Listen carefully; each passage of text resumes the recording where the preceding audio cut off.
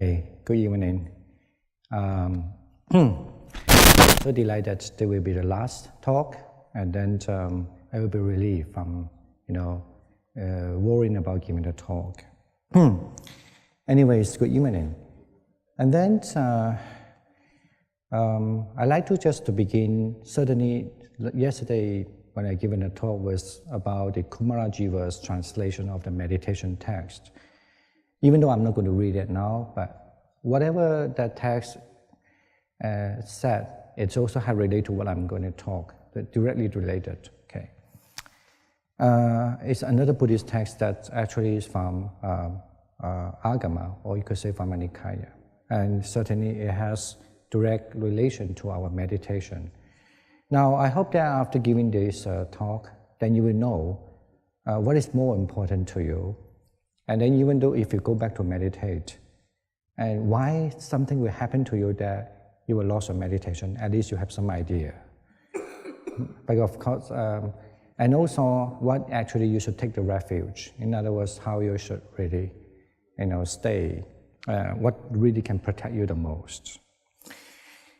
Now, basically the text begins with, everybody think that, we like to think the Buddha almost like the Almighty One, omniscience one, means he would not have any difficulty in his life. But from the historical, or at least from how the past, these monastic sanghas trying to preserve the story, either in any tradition the same, sometimes the Buddha encounters certain difficulty too, as a human form, if that's what you like to say. So, and then one time, I mean, there are several of them. I'm not going to say other things, but one time the Buddha, he actually went to stay in a monastery, but however the monastery had a dispute, because at the monastery they also at that time there were certain guest monks who go to stay in the same monastery. Something happened, very minor thing. According to the Vinaya, it means according to the Buddhist discipline, something happened. It's just only, people go to the toilet, didn't take care very well, or certain thing, right? And then there becomes a dispute. And somehow, the guest monk, or of course because they stayed there for 3 months as a rain retreat, so knew that, the so-called the host monk were not very happy about them. Firstly, the host monk told the Buddha about that, saying the guest monk didn't do the thing quite nice.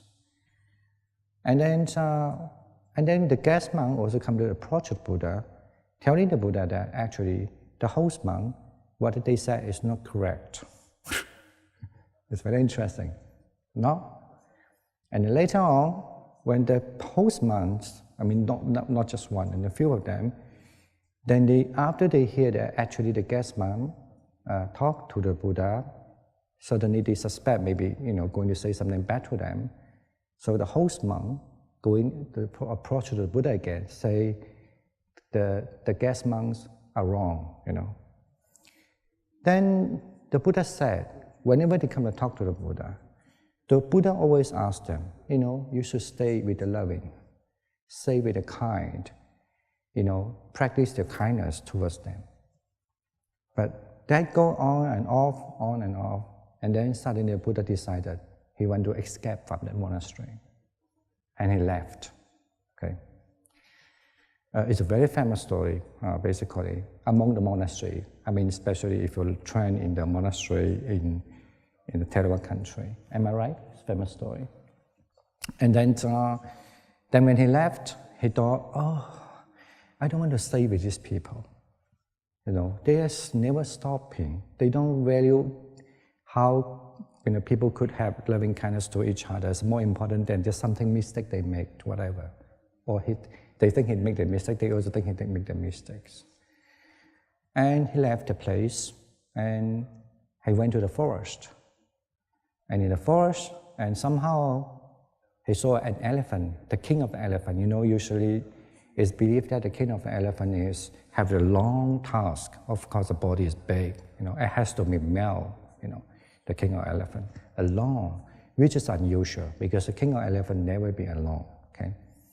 And the king of elephant was there drinking this pond of water.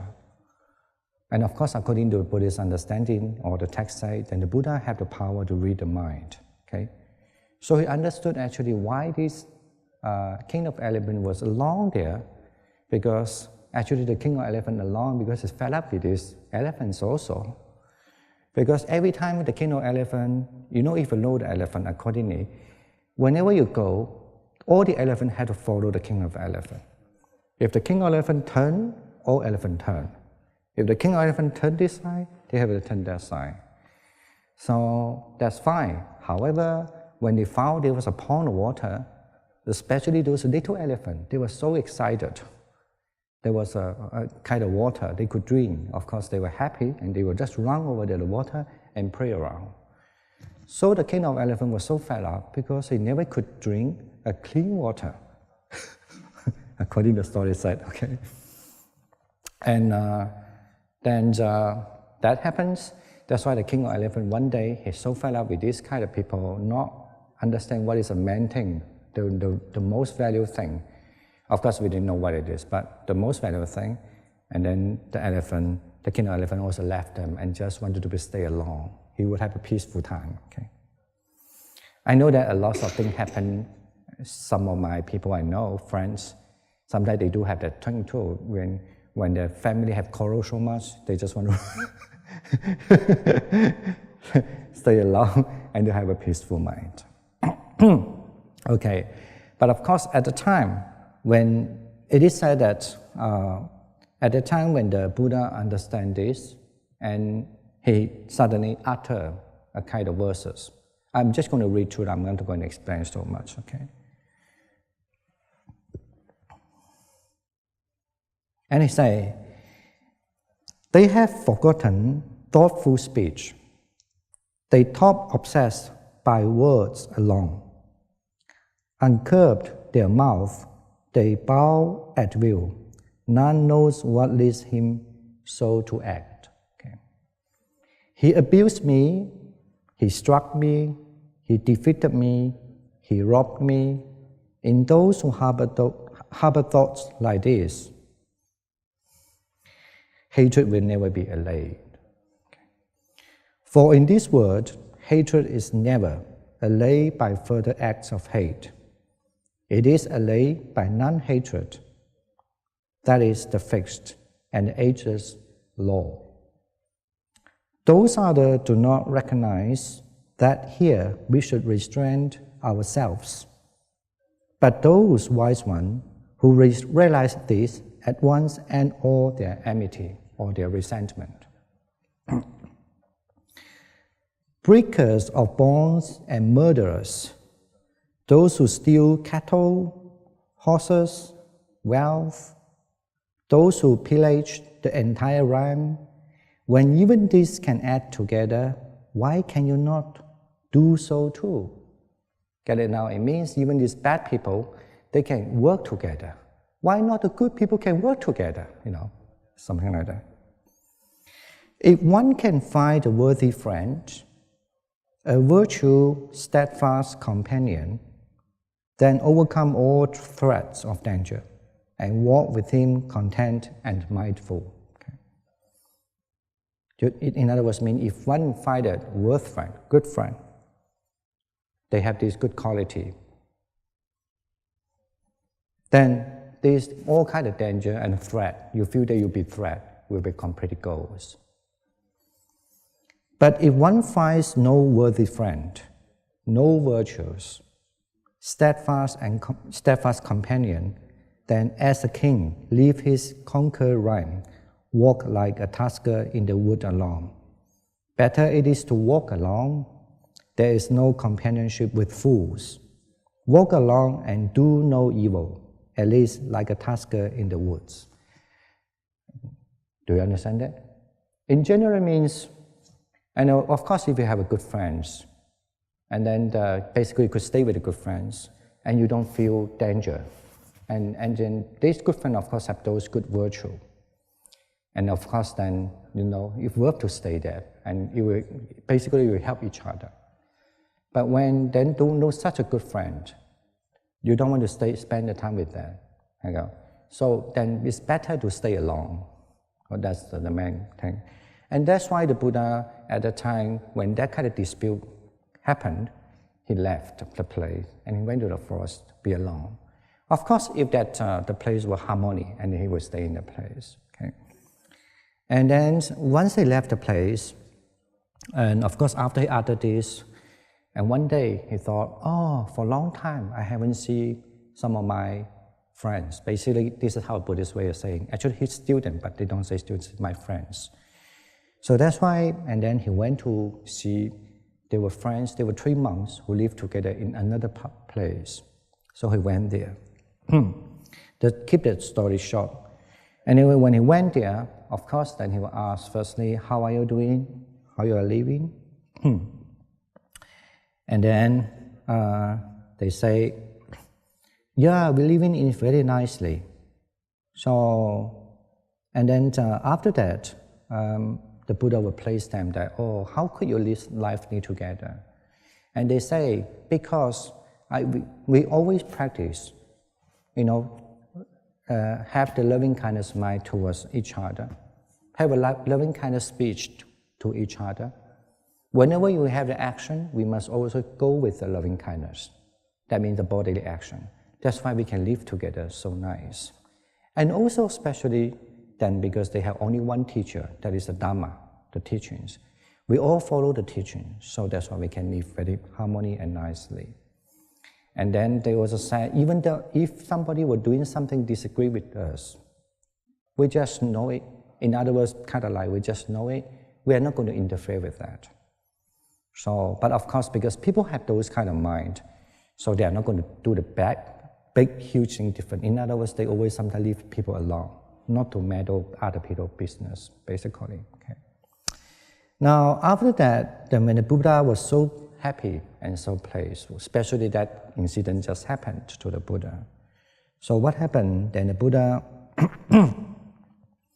and then the Buddha was asking, so how about your practice now? How's your practice going on? And at that time, the Gimbini, one of the monks say, I think it's Gimbini, yeah.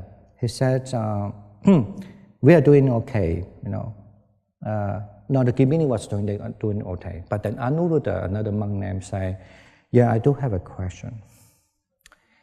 The question is that, sometimes when I meditate,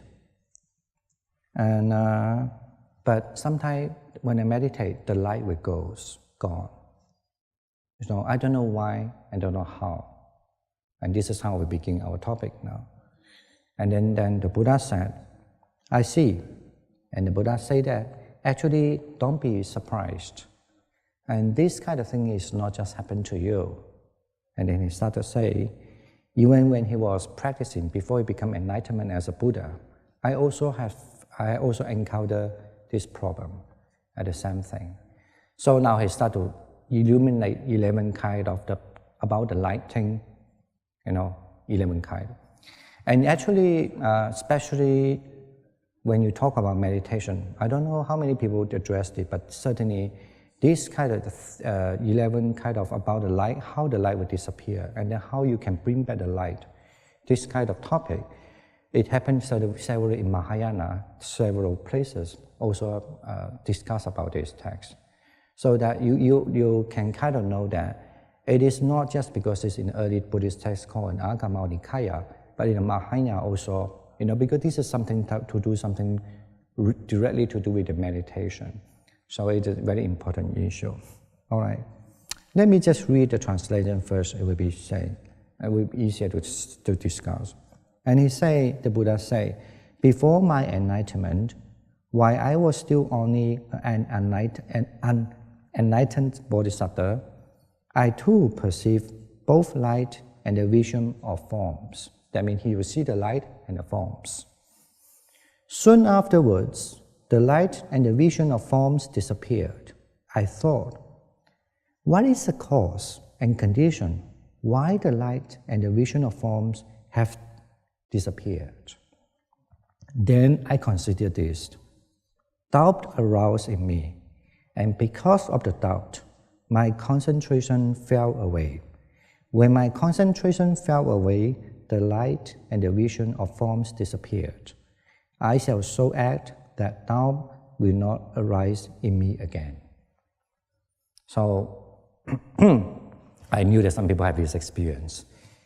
Whether you meditate, you know meditate well or not, or whether you're here, whether you learn it from a teacher, but it happened that when you meditate quite well, and the light appear, and the form appear, two things.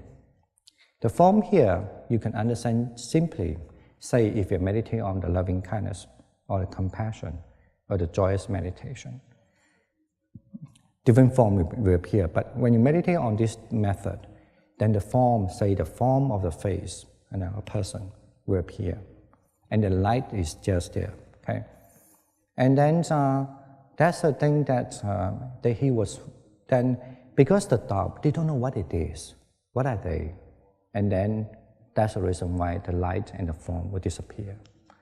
Now, according to this text, the Buddha said, the first thing what he have encountered, when those meditation samadhi, a concentration state become established quite well, because of the doubt, that's why the light and the form will disappear. Okay. Now, that maybe answers some of your question. Sometimes, when you meditate, you will say, looks like I work very hard, but why there's no light and form? Maybe you have the doubt. Doubt what? You doubt about yourself. I don't think I will do it because so short day, it won't work. So because you have that already, there's no way it arises because it's always interfering you. And or maybe because it's you were thinking, I haven't been meditating for such a long time. Do you think I can meditate well this time? So this kind of doubt comes to you, and it also interferes you. There are many, many, many. But anyway, I'm not going to say one or two or three.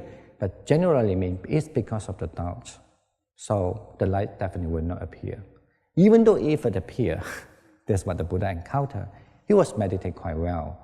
But however, because the doubt arises, according to the commentary, generally understand that, because when he meditated quite well, he didn't understand what are those in those days. Before he was enlightened, of course, he didn't understand what are those. That's why the doubt arises. What it is? What it is for? Blah, blah, blah, blah, blah. And this kind of thing comes to his mind. That's why the light and the form will disappear. And then the second one, then he will say, as Anuruddha, I was abiding diligent, ardent, and resolute. I perceived both light and a vision of forms. Soon afterward, the light and the vision of forms disappeared. I thought, what is the cause and condition? Why the light and the vision of forms have disappeared? In other words, of course, he might be solved the problem because he knows the doubt is the one that interferes him. That's why all these good meditation states just gone. So what he did it, and then he was work hard, abide in diligent, ardent. Kind of ardent is kind of you don't stop, continue and continue and continue, and working. Resolute, it means actually in Pali word means atimokha. It means that you really focus, kind of like determine, But the determine is not just a heart, but you really know what you're doing. So that's why it translates a resolute usually, but technically meditation means you really have to focus and facing to that kind of what you should meditate on. And that's why the light and form appear. However, even when it appear, then again it disappears again.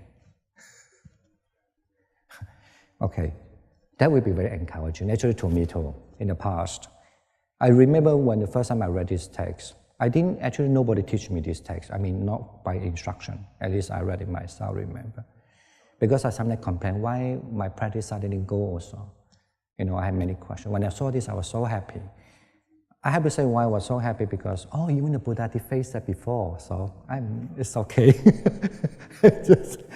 I can work harder, okay? Okay. Then what did the Buddha think and how did he overcome it also? And then he realized that, then he said, then I considered thus. Inattention aroused in me, and because of inattention, my concentration fell away. When my concentration fell away, the light and the vision of forms disappeared. I shall so act, and neither doubt nor intention will arise me in, unintention will arise me in again. You know what that means by inattention? I mean, even though he doesn't have the doubt, however, he didn't really pay, you could say, pay attention. Okay. So, but of course, I have to say more, my explanation is, when we say that we don't have to pay attention, in other words, mean you have to take care of everything. You say that if you are, just for the sake of saying that the method we are teaching, you have to take care here, you have to take care there, that you need to take care of it. It's not like kind of, you know, because the first problem was the light will disappear is doubt, the second one is because inattention. And that also including attention means like normally when you go out and you just forget it, no matter. But I'm talking about when you're serious for your practice, you still always have to pay attention on it. So traditionally, what we learn is that even though you meditate and you see these kind of samadhis arise to you, you don't have the doubt, of course, now, but you still have to know how to safeguard it, the word we call. And the way to safeguard it is that constantly check whether it's still there. Like when you're eating, just like you have a very precious thing. Let's say you're walking outside, and then you saw, wow, there's a beautiful diamond, right? And of course, that diamond is not belong to anybody. Say you are in the middle of the forest, you know, nobody will claim that diamonds. Big, beautiful, perhaps the second biggest diamond in the world. Okay. And you took the diamond. And unfortunately, a lot of people don't know there's diamond. That's another thing. Oh, just a crap. So that's another thing. That means the light and the form. But if you know there's a diamond and took the diamond, what you will do? You put in your pocket, say that now, right? So you will walk, and then you touch it. Is there? Oh, still there. Whoa. You might be, you saw a river, you need to cross over the river. You might be thinking, oh, I'm crossing the river. But actually, you're not worried the river so much. You're worried about your diamond. You hold it, you know. I don't want to drop in the river. It may be flushed out, and I don't know how to find it. You hold it and you walk over the river. When you over the river, you go outside, maybe anyway you talk to people. Come to, hi, how are you doing? You're talking free. But then when you're aware, is the diamond still there? And you just touch it, oh, it's there. You know, that means you pay attention. Okay. So that is, so that means just like when you really cherish something, you think it's very important. Of course, you always check it. Is there? Still there? Like I have one of my students, very funny.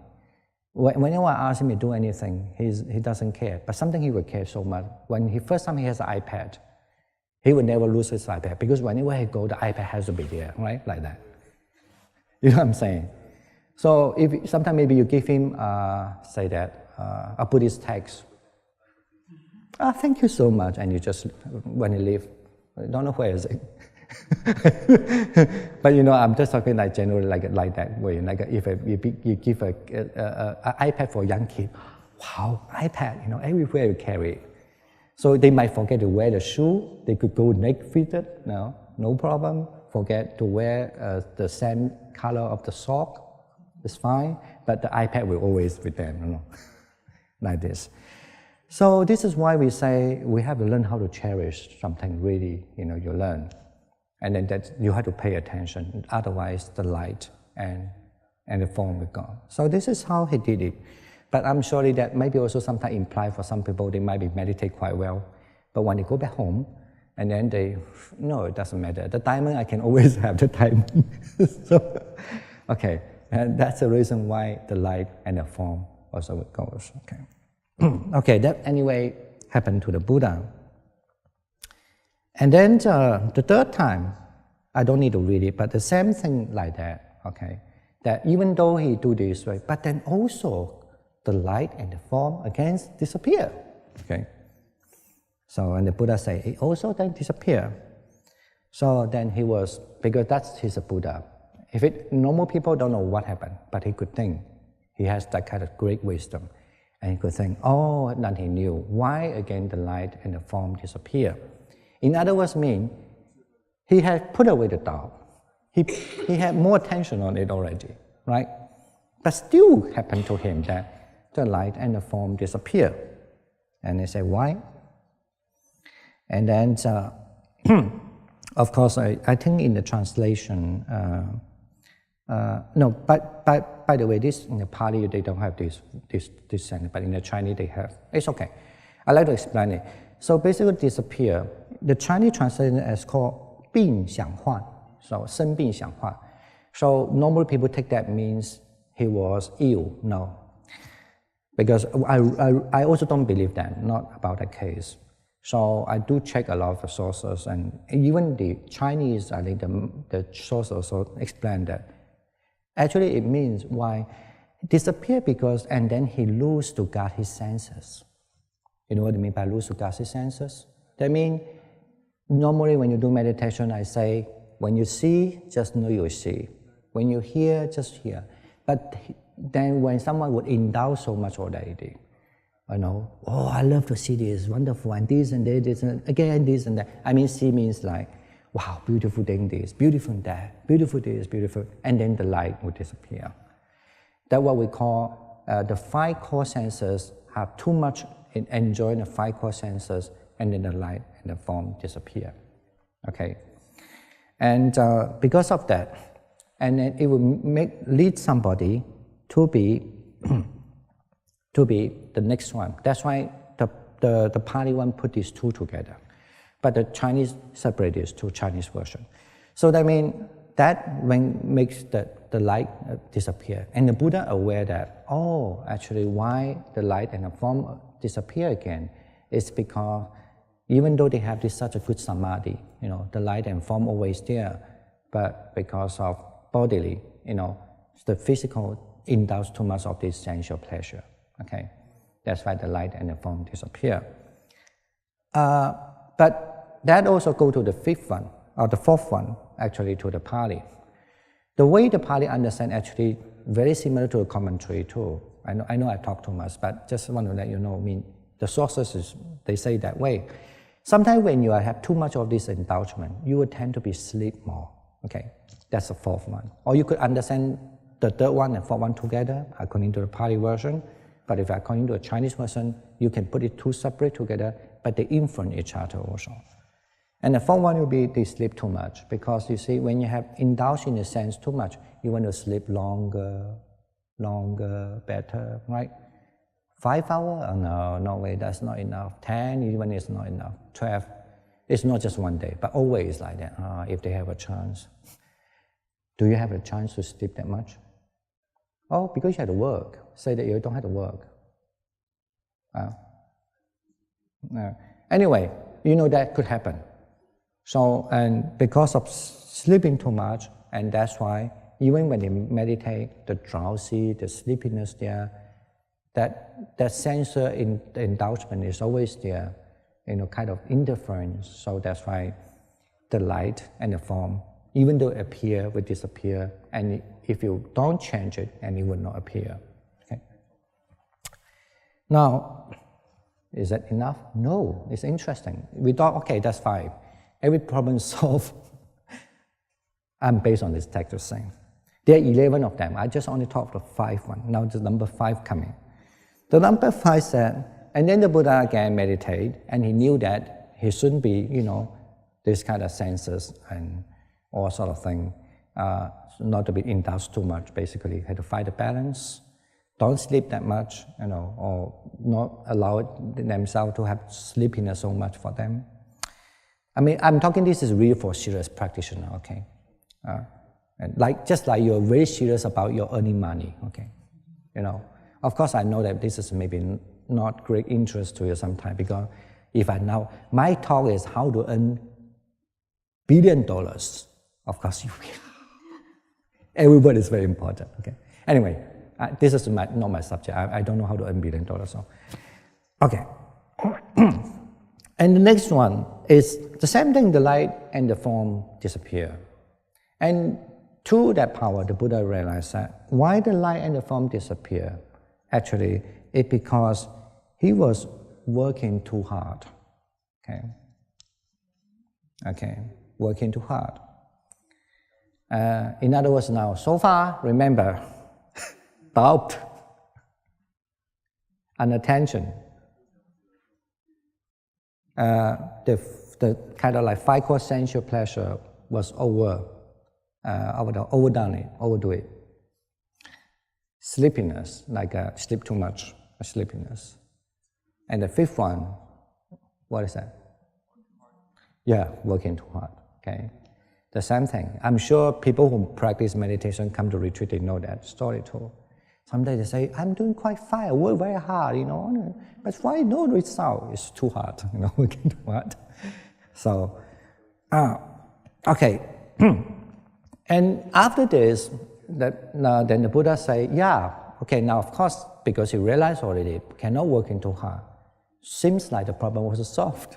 Unfortunately not, And he said it also happened that when, but actually he did use a simile, I like it also. He say, just like, if you're working too hard, just like when you want to catch the housefly, if you use a hand too hard, the housefly die, right? So you have to catch the housefly with a moderate kind of, Then you could catch a housefly but not let the housefly die. So he used that. So that's why when I working too hard, and because of due to the working too hard, that my concentration lost, and that's why the light and the form disappear. All right. Now, when you're working too hard, what comes next?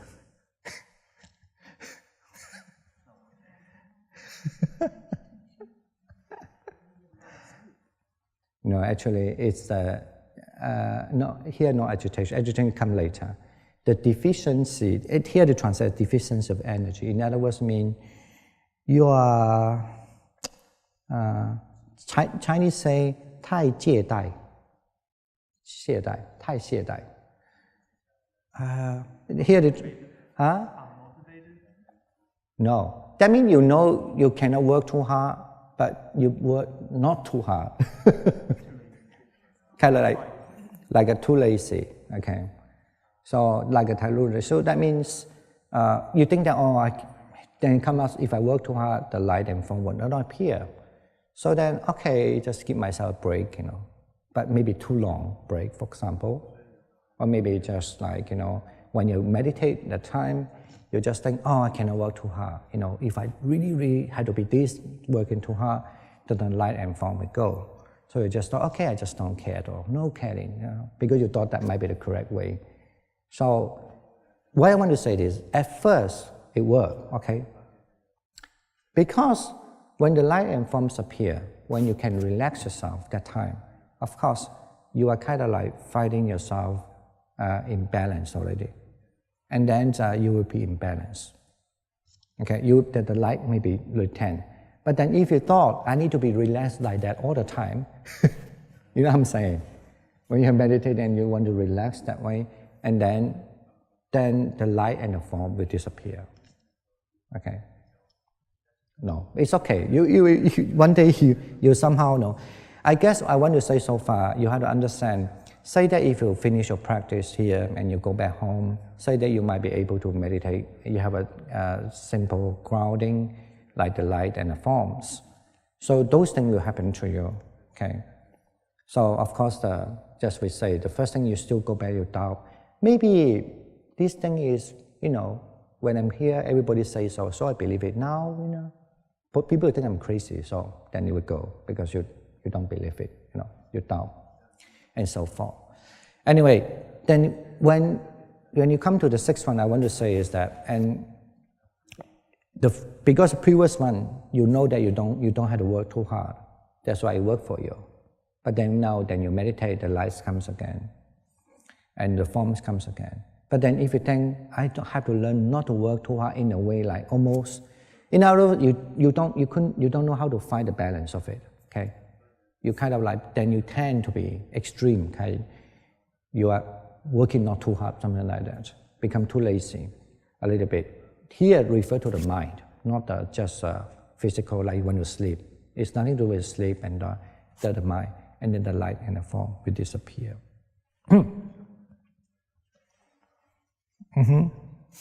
And the next one, of course, I think this is for the deeper. Usually when you come to that stage, especially for the Buddha, this is the Buddha's experience.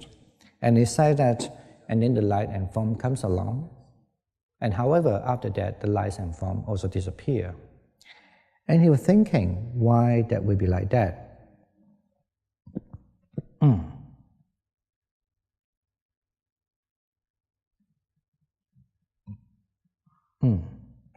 He said, suppose a man set out on a journey and murderers leaped out on both sides of him, then fear would arise in him. Because of that, so fear arose in me, and the light and the form goes.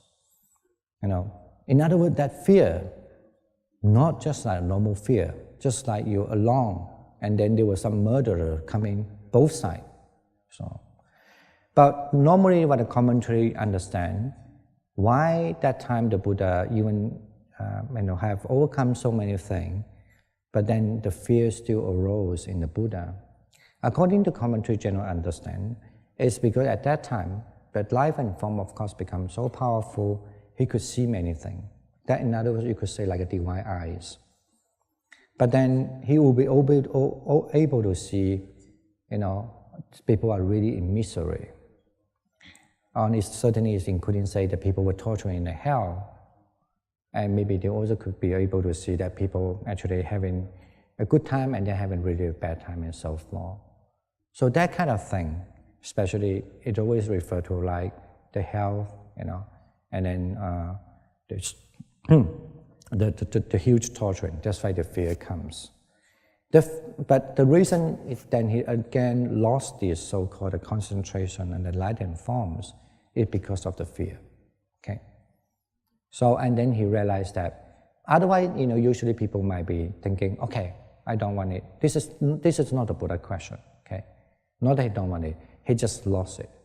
So he said it very clearly because the fear is as if like somebody just walk on the street, and then there were few murderers come along. So there was a reason why, again, he lost the light and the form. Now, I guess I want to say, I'd like to explain it this way. That means, if the light and the form sometimes disappear, I know that actually, I want to say this because I also knew several people also encountered that case.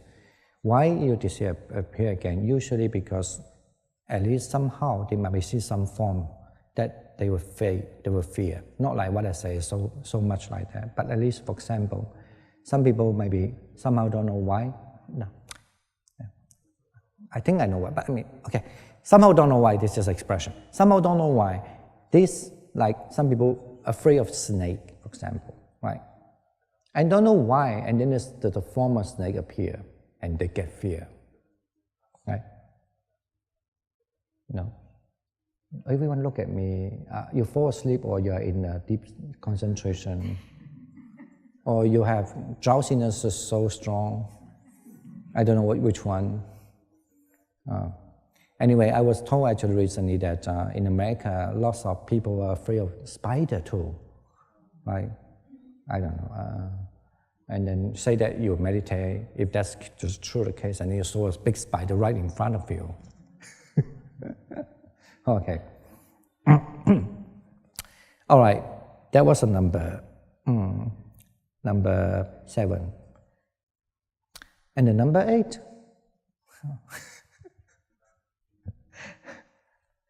Okay. The number 8, when the Buddha meditate again, of course, the light and the form appear and disappear again. And then must be something happen, and that will disappear. Okay, need to revise again. What is the before one? The before one, he was afraid, right? And the next one? Not afraid. Yeah, of course, something to do not afraid. Then, like what? No, it's too happy. Accordingly, the commentary usually said, because then the next one, he was meditating, and he could see so many wonderful places, like different types of heavens, different levels of heavens, beautiful flower, in Buddhism you have like Yamaka, for example, or Tusita. Even Tusita heavens, they have a kind of the glass so soft that you will never experience it. When you just step on that, you're almost like dissolved yourself, something like that. So anyway, so he was so happy to see this kind of wonderful place that beyond normally he could see.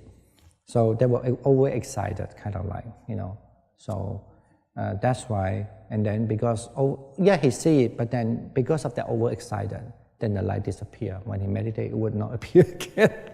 Okay, and when he realized that, he thought, okay, so that might be the reason, because he was really too overexcited. So, and then of course that we don't know, but here to say then the next one, it's again the light will disappear. I'm almost done. I'm so happy. the number 9 one, and then it was almost. That when I read it, I could bring it, but when I need to talk, it's very difficult sometimes. There's so many things to say about. Basically, and he was disappear again, and then he discovered that the reason why he would disappear is because he was too proud of himself. Okay, he was too proud of himself, and then because of that, he was too proud of himself. The light would not appear again. The form would not appear again. And that's why he thought, he knew that reason. And of course, he also eliminate that kind of, the prideness of prana. If he would know it, of course, he could adjust it. This kind of thing you have to understand, kind of like engineer, So, if you know it, you could solve the problem so quickly. If you don't know it, it takes you years. Trust me. I always believe this is something like, I remember when I study, I have to rely on my computer so much. In those days, you have to use like a Microsoft computer. Sometimes when there's something is so important moment, I need to print something out. I don't know why, this is almost 10 years ago. So something happened. You were so panicked. What? Tomorrow I need to hand over to, why you give me this problem now, And then the whole night you don't sleep because you want to solve the problem. Why? What did I do wrong? And this and that and the whole night. The next day, maybe you will tell the professor, I'm sorry, I couldn't give you a paper because something messed up. Of course, whether he believes or not is another thing. And you could understand what I mean. You really panic. But then I also remember there was a time I still stay longer and try to solve the problem, check it. And then somehow remember, my friend is doing the computer. He must know the thing. So I call him, can you help me? I'm really urgent. So he came over. It took me a few days, but took him only 1 hour. Okay, even less than that actually. I think the 1 hour is only just because he doesn't want to, ask me this and that, but he knows maybe why. Maybe just taking me 5 or 10 minutes. You know what I'm saying? But it took me a few days. Okay, this is why we always think the Buddha is great, because he have the experience. And he tell you, don't try to go that way. Then you'll be struggle. Okay. So the number 9 one basically, and then when he knew that the proudness, he put that aside. Okay, when the proudness gone, still had 2 more things to come. The one more thing, actually this is talking about not just because of light and form. I have to say, it means the light and form become much more subtle and much more handled, what I'm saying? You could really work better and better, not just the first time the light and form. So when it comes to, imagine that he could see the lots of heavens already, he could see the health and all these sort of places already. It means the light and form has become really subtle, thing already. Now, the number 10 one, it's because even it disappear again. It is because he realized that he have so many ideas about the thing. Okay. So that's why he basically so many ideas means when he observe anything through the light, through this the thing, he come up so many idea, or kind of you could say so many opinions, and that also interfere him to be so stabilized on having the light and the form. Okay, and that he understood that part. Okay, and the last part is really interesting. Actually, the last part is said that even the form and the light appear and disappear again, then he had that kind of power. I mean, when you meditate, you certainly know he must be really great, otherwise it's very hard. Then he knew that it is because he do not regard the form as something destructible. Okay. In other words, you could say there's a very subtle form attached to the form. So because of that, then this light and form can be stabilized. Okay. Up to this point, let me just finish it first. And then after when he explained this and told Anuruddha, and Anuruddha of course very pleased, because now he knows how to solve this really important thing already. Okay. And supposedly then that's how they, according to the Buddhist text here, they then easily operate their meditation skill already, because that thing they could solve all this really, you could say 11 kind of the hinter to the light and the form, you know. And once that been completely settled down, so he could really fluently, softly, he could do his anything jhana meditation so easy. I'm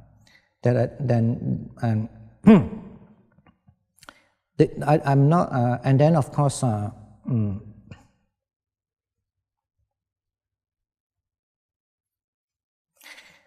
think I don't want to expand too much because it's too deep. Maybe stop here at the moment. Of course, after hearing this, they feel delighted and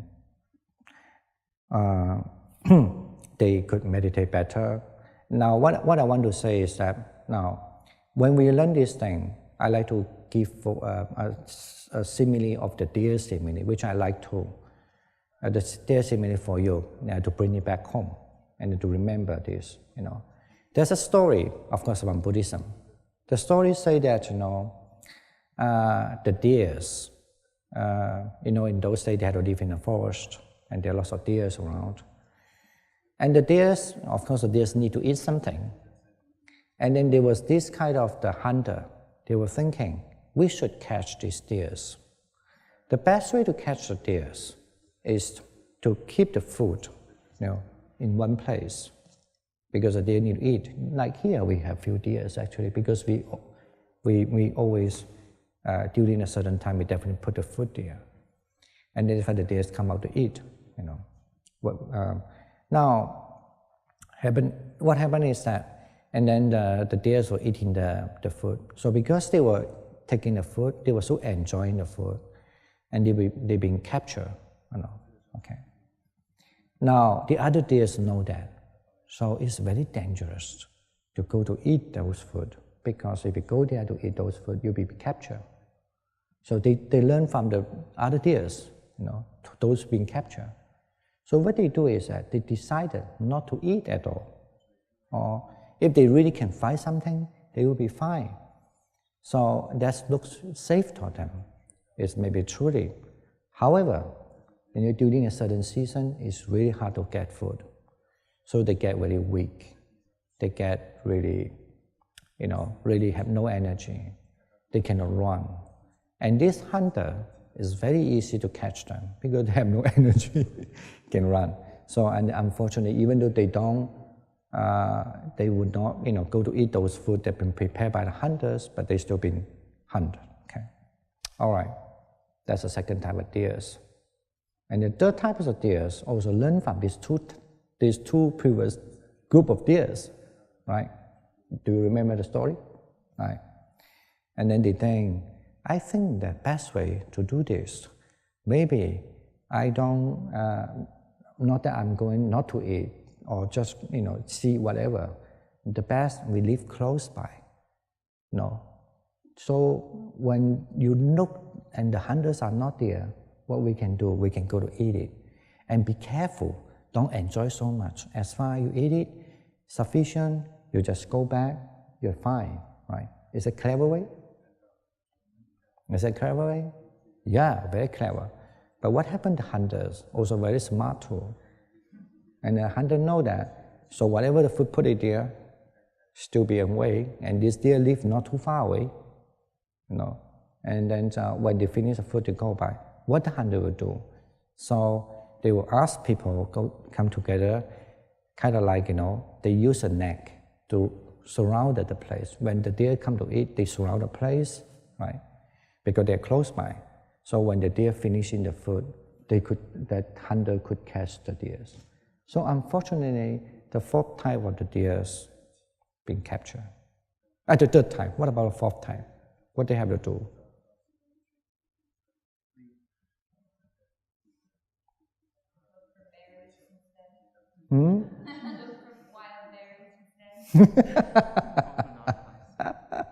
Something like that too. Then the fourth type of deer knows that, if you still want to eat that, still whatever, it looks like there's a problem. And if you live close by, it's also a problem. So, and they must be able to live somewhere far away. And then that way they can get some food to eat. They don't have to enjoy the kind of good food, but they could live so that they can save their life, right? So that's why I think both are something like that. That's why they decided. And actually the hunter knows that also later. But the hunter thinks it's okay because to catch them is so difficult, because they're not in your area, it's so difficult. So they think, and also if we really catch them, this deer will run away because they have space to run, Not close by, they have space to run. When they run away, they also will interfere the other deer. All the deer will run away. So the hunter will think, so I'm not going to do that. So then I will lose everything, lost my effort and try to catch them. So that's why the fourth type of deers are saved. Okay, what does it mean by this? The first type of deer, then the Buddha explained, it means the people, when they were endowed too much of sensual pleasures. That means they want to drink too much, they want to sleep too much, they want to eat too much, anything is too much. And then they forget about something is very important in the heart. For example, I don't want to say what first, but something is very important if they forget. And then they were so easy to be captured. In Buddhism, they call it Mara. It means, it's different from a theistic religion understanding. Mara is a kind of like a demon, but the demon actually is in heaven. The demon is not in the hell, okay, in the Buddhist understanding. But we don't say demon too. We have a word called Mara because I don't want you to think the same thing. Similar, but not the same thing. Generally, Mara means they kind of like a heavenly being, but they're very jealous. They don't want anyone powerful than them. That's why, there are many reasons. This is one reason. The second reason, he's quite powerful, so he has so many followers. Sometimes not necessarily the big problem is the head, but the small follower, they are because they just jealous and they create this kind of people. They make some problem, according to Buddhist mythology. So basically then, if that way, and then the Mara will grab you. In other words, you could read it this way, in the modern world, we could say, then you've been enticed to do something on it, but you don't, you follow your morality, you follow your practice. You could say it that way, okay? But in the text, it means the Mara sees you already, okay? That you always just want to do bad thing again and again. And the second type of the deers, even though they not to eat, they're trying to, stay away, but they don't know that they should stay really away, but just stay close by. They just don't want to eat it, refuse to do that. The Buddhism means those just like people having a fasting, torturing themselves, like self-mortification. Some people believe that, I want to have a good spirituality, is I just fast. So if the skinnier I am, the better I am, like that, right? But that is another type of extreme. But when they sound is okay, you will not entice by that. by the food. They are not. You are. You know what I mean by self-modification. Like you cut this off, cut that off, everything cut off, everything cut off, right? But then, they cut off everything what they think is pleasure. They cut off. So but then they will become weak. So and that also they will be easy to capture by the hunters. That's the second type of person. What about the third type of person? The third type of person is actually they learn something about the teachings. Okay. But they learn something about the teachings, and that means they learn something about teaching. However, they just don't know how to guard their senses. Okay. And then that's why sometimes it easily been pursued by the bad friends. That, oh, you should do this, this is good for you. Okay, 1 time, 2 times, fine. But we are talking about the symbolism mean that when you don't know how to value the real thing, and then you've been captured also by the Mara. Now, I'd like to talk actually the fourth one. The fourth one, he's saying, what does it mean by the live along, far away? And at the end, then these kind of Maras would not bother you, like a hunters don't bother those deers. It's the one that if they practice the loving kindness, and then they have this, through the loving kindness, they may have this first jhana, second jhana, third jhana, fourth jhana. So because those are the safe place, they always stay far away in the safe place. So of course they still eat. In other words, you still have to eat, you still have to maintain your life, but you are not indulged on that, But then what does the safe place mean? The safe place, not to stay close to the Mara, mean, I just mentioned, right? Here, far away the place of the Mara mean you have this jhana, or because you have the loving kindness, or because you have the compassion, or because you have this the sympathetic joy, or because you have the equanimity, and then or because you have the first jhana, or the second jhana, and the third jhana, and the fourth jhana, and the jhana of the no space, and jhana of the jhana of the boundless space, jhana of the no space, jhana of the, I know I'm repeating something, but I have to, this is my job. Jhana of the no consciousness, and then jhana of the neither perception or not perception. So those are the places, are the safe place that you can at least the Mara not coming to bother you. Okay. Now, in other words, now you have learned all this, learned something about meditation, and in this retreat, you also have some idea about the light, about the form, not necessarily very clear, but at least some maybe no value, some maybe not, but at least you have idea. And during the retreat, and also you know about what is jhana, even though, at least you have some idea, something you could go ahead. Now, that's why, according to the text, I remind you that if you can, even try to stay like a third group of the deers, okay? But the best, of course, you go to fourth group of the deers, so that then you will be not being, snatched by the Maras. Okay? Then I will end my talk. So I'd like to conclude a little bit. First, what I want to say, if you, in your home, if you practice your meditation, if the lights come, if the forms come, you know what it is. And you maybe somehow have idea now, at least what you should look for, how you should do, And the second, some people might think, oh, I don't need this thing, I don't need that now. But I just said that already. If we believe what the Buddha is saying, and if we believe the Buddha really have that experience and have that kind of, he did say that already. If that experience that you want to live much better without being interfered by the bad thing, then please remember, try to be the fourth kind of deers.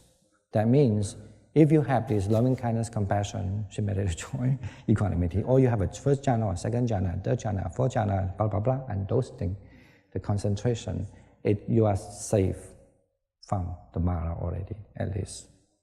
And of course, there are lots of wonderful things comes along that I don't have to mention now. So then that's how I end today's talk, and I'm so pleased I could end the talk. Anyway, thank you for attention. Have 10 minutes break and come back here. Okay, thank you.